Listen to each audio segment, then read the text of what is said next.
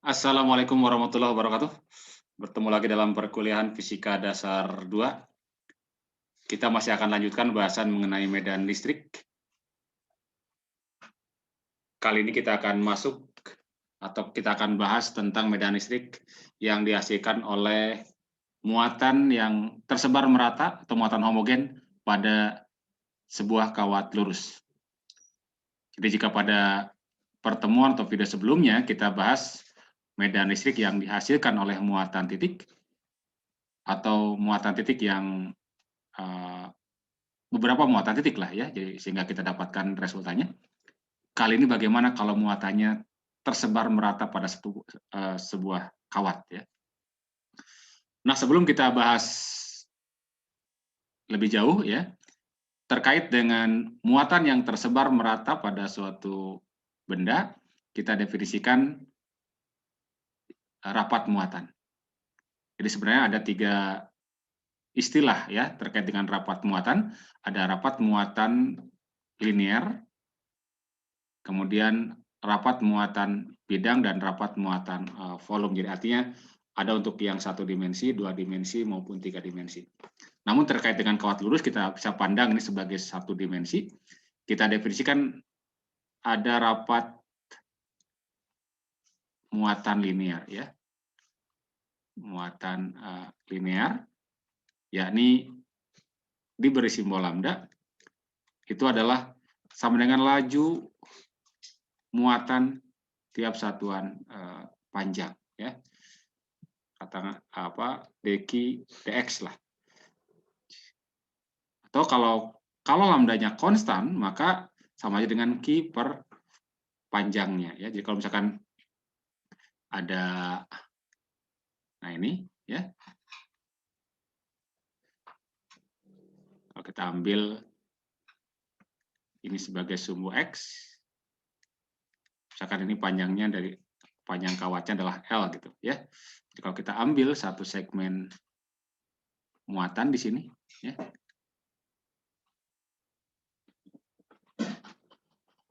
dan dq ya, dalam sepanjang dx ya. Jadi dq dx. Nah, kalau konstan, kalau misalkan muatan total adalah Q, ini sama aja dengan nanti Q per L gitu ya. Q per L.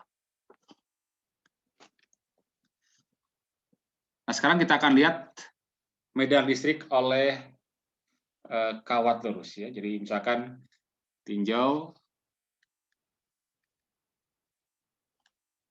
kawat lurus sepanjang L dengan rapat muatan lambda ya.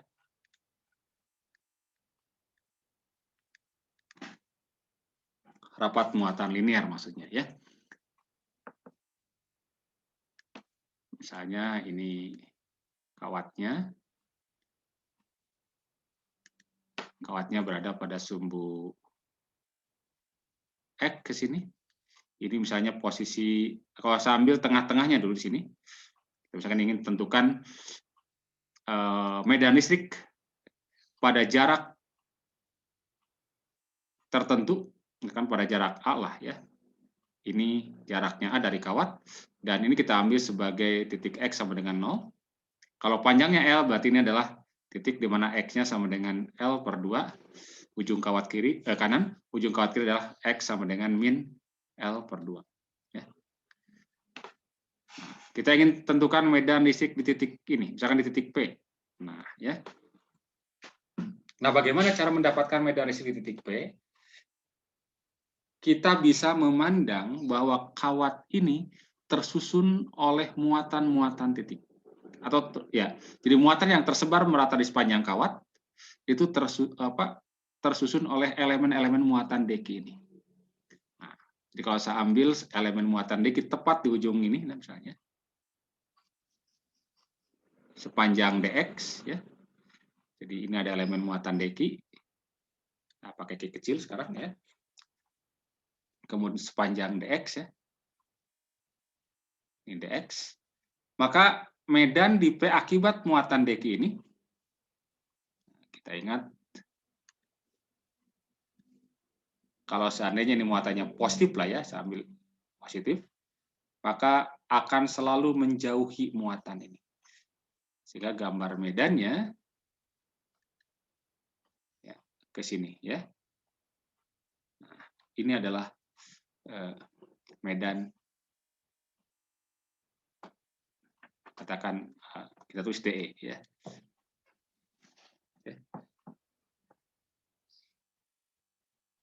Nah, nanti bahwa karena di sini muatannya banyak gitu kan ya, dekinya banyak sepanjang kawat, maka medannya nanti akan banyak di sini ya. Akan banyak.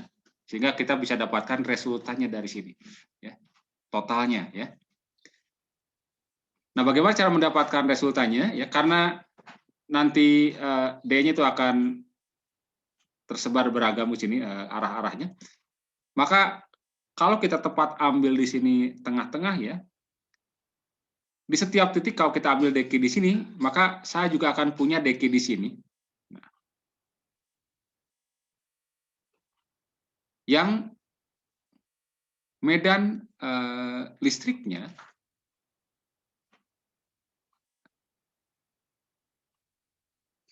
kalau digambarkan akan ke arah sini.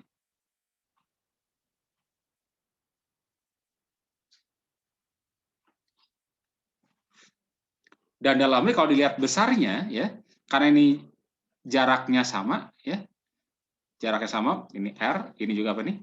R gitu kan ya. Maka besar dari DE yang ini dengan DE yang ini apa? Sama. Ya. Sama.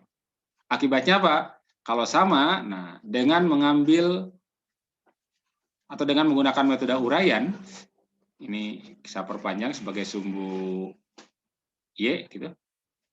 Kemudian ini kita kan tadi ini jadikan sebagai apa? Sumbu X. Kalau kemudian ini masing-masing kita uraikan, yang ini kita uraikan di sini, sehingga kita akan dapatkan komponen pada sumbu X ini. Dan satu lagi, kita akan dapatkan komponen pada sumbu Y.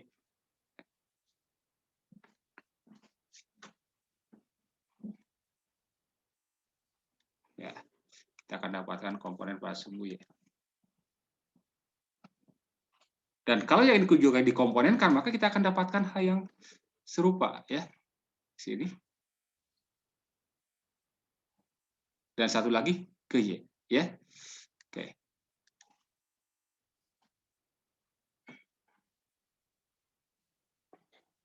Nah, bayangkan ketika ini geser di titik ini, maka nanti akan ada pasangan juga di titik yang sama di sini, yang jaraknya sama di sini, sehingga akan dapat bentuk gambar yang serupa dengan ini. Nah, komponen pada X ada yang berarah ke kanan, ada yang berarah ke kiri, dan ini besarnya sama. Akibatnya apa? Ini akan saling meniadakan. Sehingga yang tersisa sekarang adalah komponen pada sumbu apa? Y. Oke. Oke. Jadi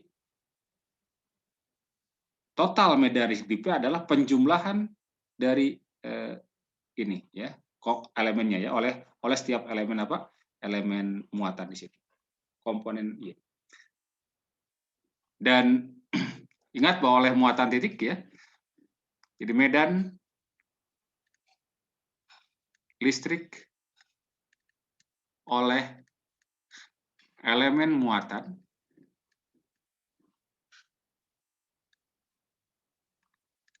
kemarin kan E itu rumusnya K kali Q per R kuadrat. Nah, kalau Q-nya saya ganti dengan dq, maka berarti dq per R kuadrat. Dan karena oleh elemen ini, maka jadi dE gitulah. Jadi dE adalah K dq per R kuadrat. Ya. Kita ambil besarnya saja. Dan dq-nya dalam hal ini, dengan melihat dari sini, dq berarti lambda dx ya. Jadi boleh kita tulis K, saya pindahkan K-nya ke atas, berarti kali lambda kali dx ya, K lambda dx dibagi dengan R kuadratnya ini. Nah, dengan menggunakan teorema Pitagoras, ini kan secara umum ini adalah X ya. Dari segitiga ini kita akan dapatkan bahwa R kuadrat berarti X kuadrat tambah A kuadrat. Ya. X kuadrat ditambah dengan A kuadrat. Namun sekali lagi komponen pada sumbu X-nya, karena komponen DE pada sumbu X saling meniadakan,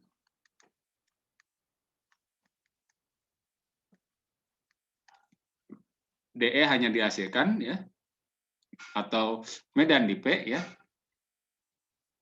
medan di P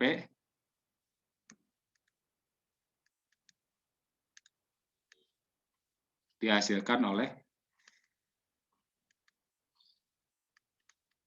komponen DE pada sumbu Y ya. Berarti kita bisa dapatkan bahwa DEY secara grafis di sini, kalau saya ambil bantuan ini misalkan sudutnya theta ya, maka ini juga theta ya. Maka DEY yang ini berarti bagian depan adalah panjang DE dikali apa? Sin theta. Ya. Jadi DEY adalah DE dikalikan dengan sin theta. Dan kita ganti D-nya dengan ini. Berarti boleh kita tulis sama saja dengan K dikali lambda. Sin theta-nya saya tuliskan ini. DX sin theta ya, tapi saya pindahkan sin theta DX ya. Sin theta DX. Jadi K lambda DX sin theta dibagi dengan X kuadrat ditambah dengan A kuadrat. Ya, ini DE. Ini yang dihasilkan oleh satu komponen DQ. Karena jumlahnya banyak, berarti kita integralkan ya, dijumlahkan. Ya. Di dalam bahasa matematik kalau integral jumlahnya yang cukup banyak, jadi integral ya. Jadi medan total ya, medan total di titik P kita dapatkan dengan cara mengintegralkan ya. EY berarti integral gitu kan. K kali lambda kali sin theta dibagi dengan X kuadrat plus A kuadrat diintegralkan terhadap X, dengan X batasnya dari min L per 2 sampai L per 2. Nah, bagaimana menghitung integral ini? Nah, kita bisa lihat dari gambar di sini, sebenarnya antara theta dengan X juga berubah. Kalau DQ-nya geser, berarti X-nya geser di sini, theta-nya juga berubah. Jadi theta-nya variabel, X-nya juga variabel. Ini harus kita ganti, kita buat jadi satu variabel saja. Nah, namun kalau kita lihat juga dari segitiga ini, antara X dan theta itu ada hubungannya. Coba ya. X di sisi samping, ini ada depannya yang sudah tahu konstantanya adalah A kan ya. Ingat bahwa tangen theta berarti apa? Jadi kita gunakan trigonometri, tangen theta adalah A per X ya. Jadi di sini ada hubungan bahwa dari segitiga ya diperoleh bahwa tan theta adalah A dibagi X. Atau dari sini kita dapatkan X sama dengan A dibagi tan theta. A dibagi dengan tan theta ya. Dan sepertangan itu tidak lain kotangan. Jadi boleh kita tulis A kotangan theta. Sehingga kita bisa substitusi, gantikan saja X-nya ya. Kita ganti X-nya oleh A kotangan theta. Namun ketika kita ganti X oleh A kotangan theta, maka DX pun harus kita ganti ya. Oke, jadi kita tadi dapatkan bahwa X sama dengan A kotangan theta. A kotangan theta, maka DX berarti turunan dari ini. Turunan dari kotangan itu adalah apa? Kosekan. Minus ya, kosekan kuadrat. Jadi berarti ini adalah minus A kosekan kuadrat theta. Nah, karena bentuk diferensial kalikan dengan d theta. Sehingga kita bisa dapatkan bahwa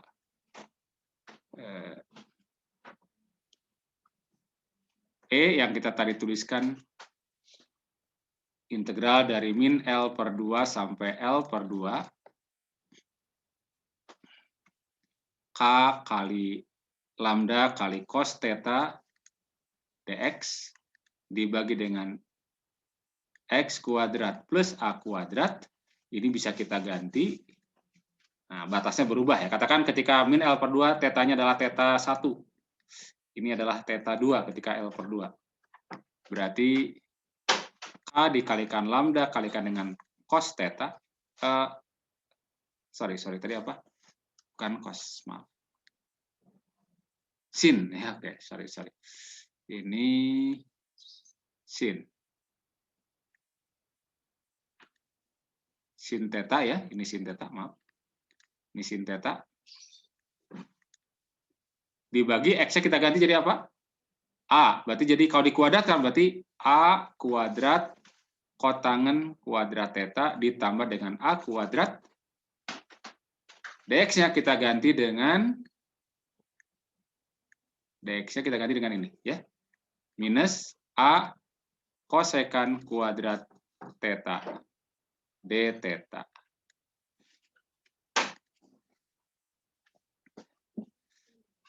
Nah, ini kita tulis saja dulu. Integral dari theta 1 sampai theta 2 ya.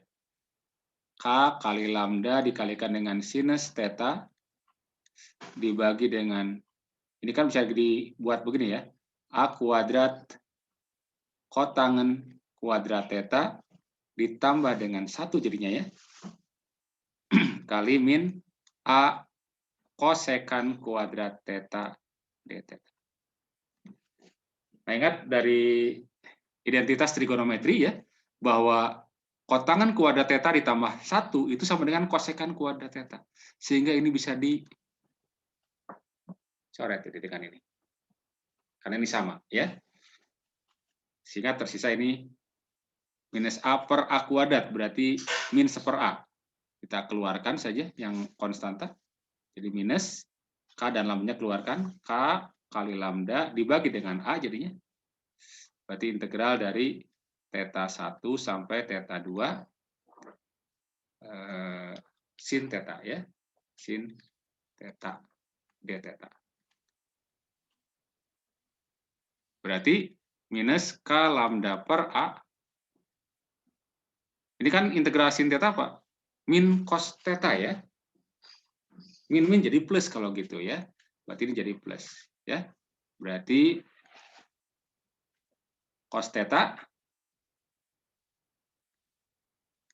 dengan batas dari theta 1 sampai theta 2. Sehingga diperoleh bahwa E sekarang ya. Sebenarnya EY tadi ini ya.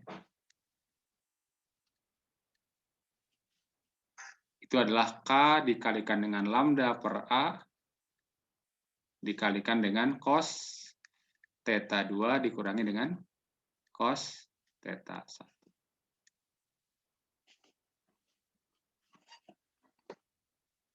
Ini belum selesai, kita harus dapatkan cos theta 2 mana? Nah, kita lihat dari gambar tadi ya. Theta 1 itu yang ini, X adalah yang minus L per 2 ini. Nanti theta 2 ya, berarti yang ini nih ya. Ini theta 2.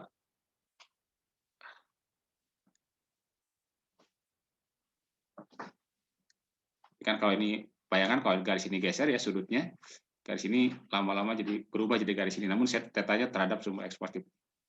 Ini theta 2. Katakan ini theta 1 jadi ya. Jadi theta 1 ketika X-nya min L per 2, batas cos-nya berarti min L per 2 per R ya. Min L per 2 per R. Ini kembali dari segitiga ya. Dari segitiga bahwa cos theta 1 adalah min L per 2 per R atau min L per 2 R itu kan akar dari tadi L per 2 X kuadrat ya, jadi min L per 2 dikuadratkan ditambah dengan A kuadrat. Atau boleh kita tulis jadi minus L per 2 per akar, ini jadi L kuadrat per 4 ya. L kuadrat per 4 ditambah dengan A kuadrat. Sementara cos theta 2 itu adalah yang L per 2, yang positif ya, per R. Berarti L per 2 sama dengan ini ya, jadi akar dari apa? L kuadrat per 4 ditambah dengan A kuadrat. Dengan demikian, kita bisa dapatkan lagi dari sini bahwa E-nya itu adalah K dikali lambda dibagi dengan A dikali cos-nya kita ganti. L per 2 dibagi dengan akar L kuadrat per 4 ditambah dengan A kuadrat dikurang negatif. Berarti jadi apa? Jadi plus gitu kan ya. L per 2 dibagi dengan akar dari L kuadrat per 4 ditambah A kuadrat ini ya. Oke. Atau L per 2 ditambah L per 2 kan berarti L ya. Berarti dapat kita tulis K kali lambda dibagi dengan A dikali L dibagi dengan akar L kuadrat per 4 ditambah dengan A kuadrat. Oke. Nah, ini untuk kasus yang apa namanya? Di tengah-tengah tadi ya ininya ya. Jadi posisi P-nya berada di tengah-tengah tapi di atas pada jarak A ya. Ini. Nah, sekarang coba bayangkan kalau misalnya L-nya sangat besar. Jadi kalau panjangnya cukup jauh atau jika ya A cukup dekat, A cukup kecil dibandingkan dengan L ya. Jadi cukup dekat ke kawat atau L-nya sangat panjang ya. Jadi boleh dikatakan atau L sangat panjang.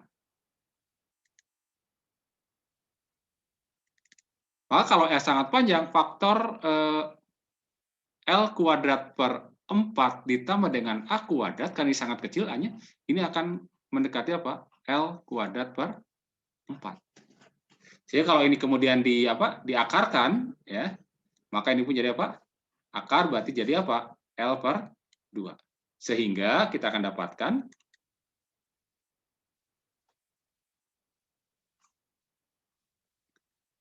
EY tadi K lambda per A, atasnya L, bawahnya kan yang ini kan ya? Berarti per L per 2. L-nya berarti hilang, berarti satu bisa sebelah kanan, berarti sama dengan 2K lambda per A. Nah, ini komponen medan listrik pada sumbu Y. Nah, karena komponen pada sumbu X sama dengan 0 ya. Jadi karena EX sama dengan 0, maka total medan listrik ya. Total medan listrik ya sama saja dengan EY. Jadi E-nya berarti sama saja dengan EY, ya ini berarti 2K lambda dibagi dengan A ya. Oke ya, jadi ini adalah hal khusus ya. Ini hal khusus medan listrik yang dihasilkan oleh kawat yang sangat panjang di titik yang berjarak A dari kawat ya. 2K lambda per ini. Atau jika diganti K-nya karena K sama dengan 1 per 4 V epsilon 0 ya. Kita boleh juga dapatkan berarti E boleh kita ganti jadi, coba bayangkan, berarti 1/4. Berarti boleh pas 1/4 V epsilon 0, 2 bagi 4 berarti tinggal 2 pi. Jadi lambda per 2 pi. Boleh lambda per 2 pi 2VA. Sama saja ya. 2V epsilon 0-nya ada ya. 2V epsilon 0. Ya. Jadi boleh dalam ungkapan 2K lambda per A atau boleh dalam ungkapan yang ini yang kedua. Boleh sama saja lah ya.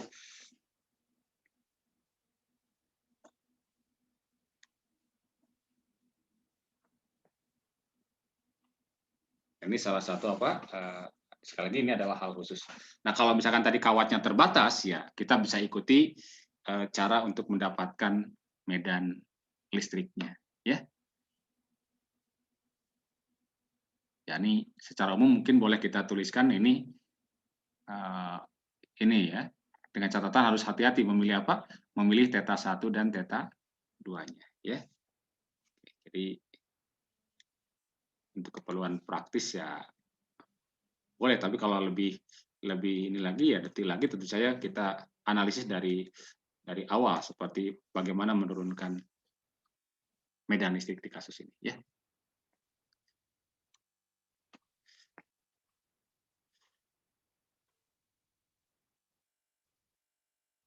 Kita akan lihat contoh terkait misalkan contoh sederhana lah ya. Misalkan 2 kawat lurus sejajar, 2 kawat lurus sejajar ya.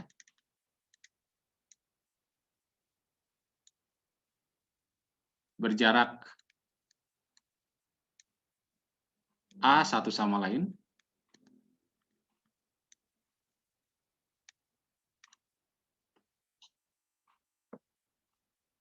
Dua kawat lurus sejajar berjarak A satu sama lain ya. Setiap kawat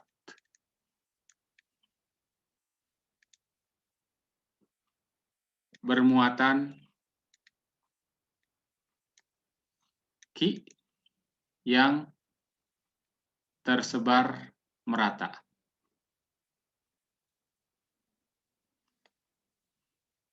Rapat muatannya lambda ya. Rapat muatannya lambda, masing-masing lambda ya. Jadi sama. Nah, misalkan tentukan ya. Tentukan medan listrik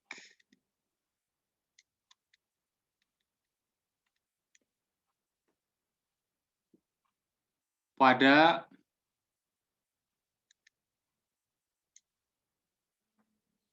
titik yang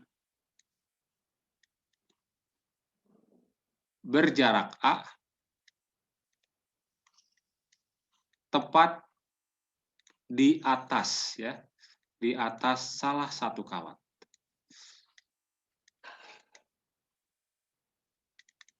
Oke ya, jadi seperti ini apa namanya? Soalnya ya.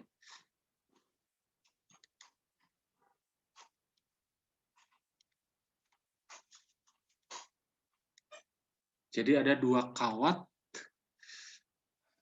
yang sejajar. Nah, untuk memudahkan penggambaran, misalkan kedua kawat itu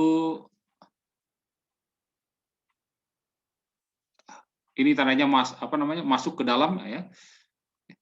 Ini ada 2 kawat, ini kawat pertama ya.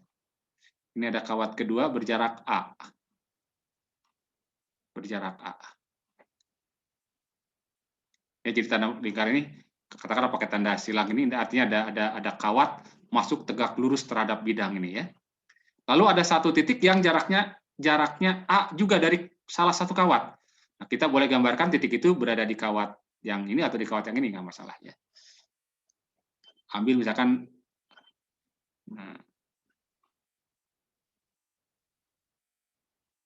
nah supaya panjangnya sama A ya. Sehingga nanti ini akan membentuk sebuah sebuah sikus-sikus ini ya, tepat di atasnya. Nah, yang dicari medan di sini nih. Nah, ya. Ini rapat muatannya masing-masing lambda, ini juga apa? Lambda. Ya, tinggal karena ada 2 sumber ya, 2 kawat bermuatan, maka medan di sini ya medan dihasilkan oleh setiap kawat ini, ya. Yang ini oleh kawat yang bawahnya itu tepat di bawah, medanya kan akan ke atas nih. Dan oleh kawat yang di sini berarti akan sana ya. Saya ingat selalu karena muatannya positif ya. Jadi ada dua, berarti ini berarti katakan yang ini adalah E1 oleh ini adalah E2.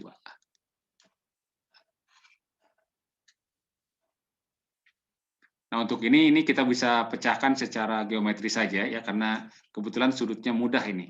Kalau ini sudut ini A, maka ini sudutnya berapa nih? 45 derajat. Dan jarak dari sini ke sini berarti A kuadrat tambah A kuadrat. Diakarkan, berarti A akar 2. Jadi sudah tahu ini sudutnya pasti 45 derajat. Ini 45, maka ini 45 ya. Ini juga 45 derajat ya.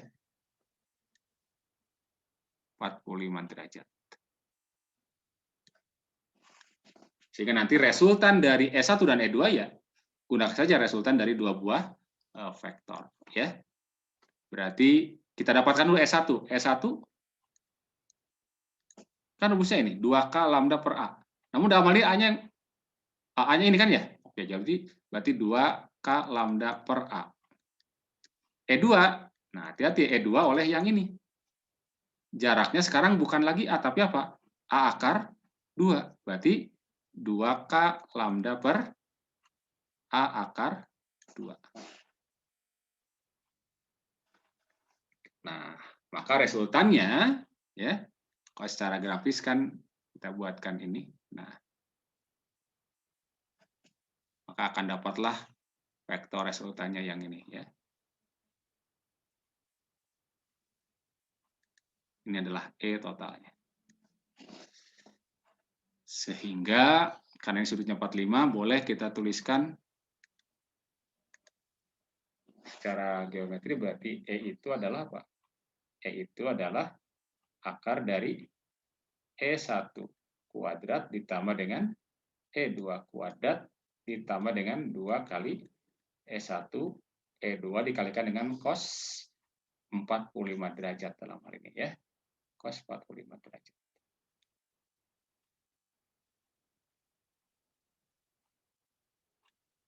Oke.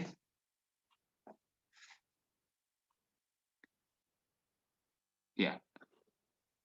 Ini saya serahkan kalian untuk menghitung ini ya. Berapa? Tinggal masukkan saja. Nah, cos 45 kan setengah akar 2. Masukkan ini ya, silakan diproses ya. Jadi intinya kalau ada beberapa kawat lurus sangat panjang dalam hal ini ya. Jadi kawat lurus ini sangat panjang. Oke.